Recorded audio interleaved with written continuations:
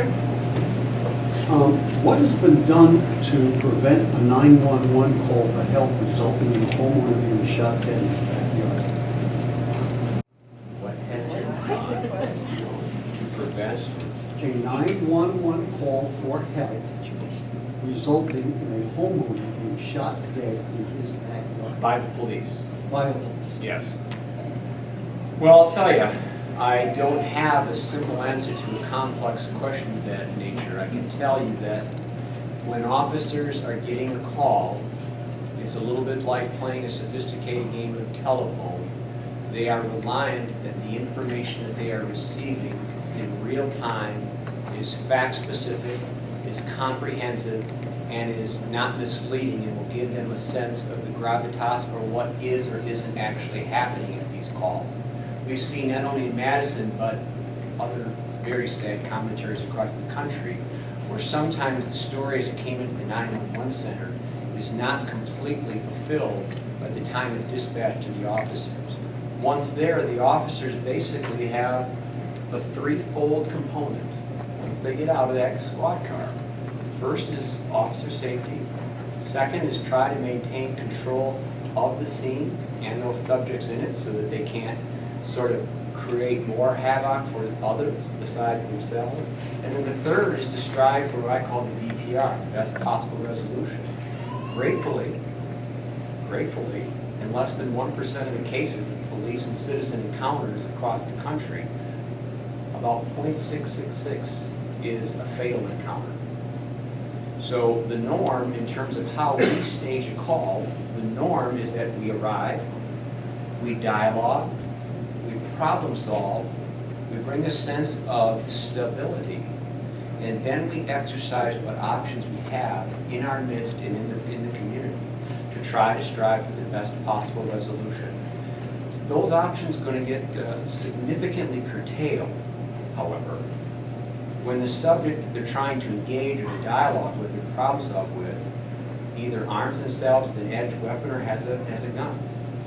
Because then, I would be the first to say as they're training, their safety comes first and the safety of those around in that immediate environment. So,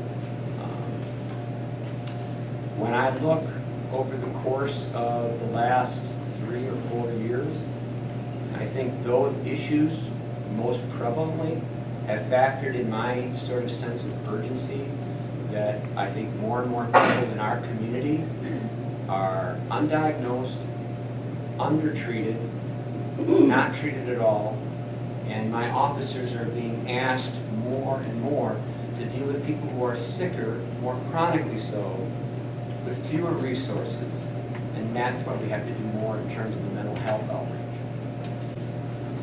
I have a question back to the training, it's maybe not training, but do police officers go through any kind of psychotherapy? I mean, I'm thinking before they become police officers, because I know an awful lot of people think of police officers as someone on a power trip. So we would like to try to not have that happen and know that they're healthy themselves. Right.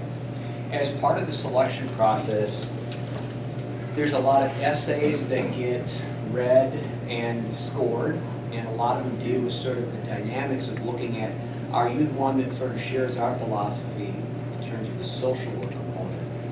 And then beyond that, there is a psychological, if you will, a sort of an interview for 45 minutes. We have 2 UW psychiatrists who interview them.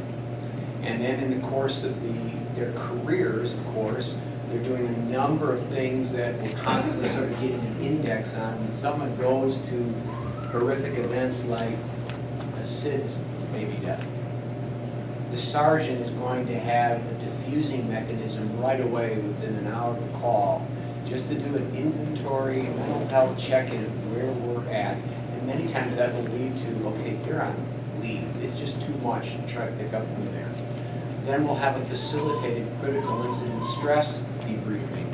That's something that she knows all too much about because she facilitates a lot of those. We also have a very great group called peer support.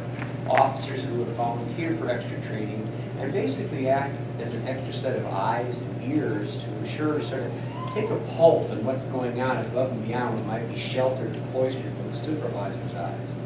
And if we had a profound case, then I also have the prerogative to order a fitness for duty assessment.